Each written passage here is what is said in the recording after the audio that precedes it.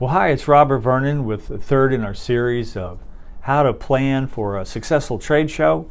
And today I really want to talk about what you do after you start the design process and some things to keep in mind. So I want to talk about a contest. You know, most successful booths have a contest that draw people in. You give away an iPad, an iPhone, what have you, a Chromebook.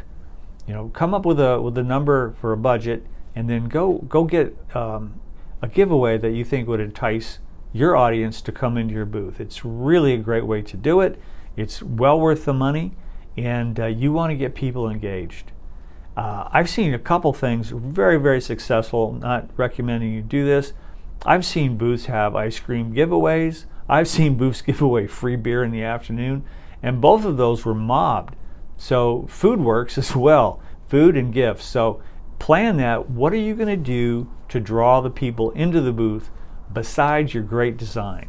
Okay, so you have to have something to do that. Plan that out and get that going again about 2 months before the show starts. Give yourself plenty of time to get that together. I'm going to talk about booth layout. So whether you have a 10 by 10 or a 10 by 20 or 20 by 20, I'm talking about the actual ergonomics. I'm talking about the flow, the traffic flow through your booth. If you've got it so where people that come into the booth get bunched up and run into each other and it's difficult to move around, that's not good. You want to have a really logical flow to the booth, like a traffic flow. So you can do that with pen and paper. Graph paper is awesome for that. You can draw it out, put your tables, your graphics, your literature racks, whatever you have, your TV stands, monitors, whatever, plan it out and just map out the flow. Where are people going to go once they come into the booth? Are they going to be drawn into the back wall where there's some giveaways? Are they going to be drawn to the side? Is there a place in the middle where deals can be discussed? If it's a big enough booth, do you have a place to go sit? Do you have a place to store your purses, your suitcases, what have you? You need to have a place to store all of your stuff, all right, during the show. So plan the flow out. It's really, really important. You'll see the really successful booths have a clear, logical flow to them, and it really makes it so much easier for your attendees to come in and engage with you. Make sure also that you are planning to get your booth returned to you. So don't forget that step. It's got to be packed up. It's got to be shipped back to you. Is that going to be the same company that set it up? Is it going to be you? Where are your packing materials going to be? You got to really keep all this into consideration and figure it out.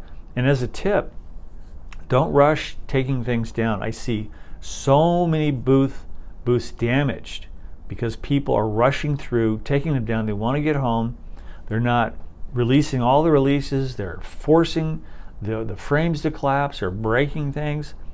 You've got a big investment in this booth. You need to really take care of it. So take your time when you take the booth apart. Roll the graphics up nice and neat. And this time that you invest now, you'll reap rewards. When you set up for your next booth. And if you don't, you're going to really kick yourself. Make sure also that you're ordering your electric and any other essentials you need for that booth. If you need internet, Wi-Fi access, whatever. But these things are not automatic, so you have to sign up for them. You've got to request the electrical. You've got to request, if you're going to hang something from the ceiling, that's got to be requested, and there's got to be arrangements made. So make sure you take care of all of these things. Are you going to need chairs? Do you need to rent them from Freeman? Do you need tables? Do you need to rent tables? So you've got to figure all this stuff out right now, place the orders, and again, the sooner the better. So this is the third part in the trade show series. Again, if you look down in the description, there's a link, and we have a free trade show success task checklist for you.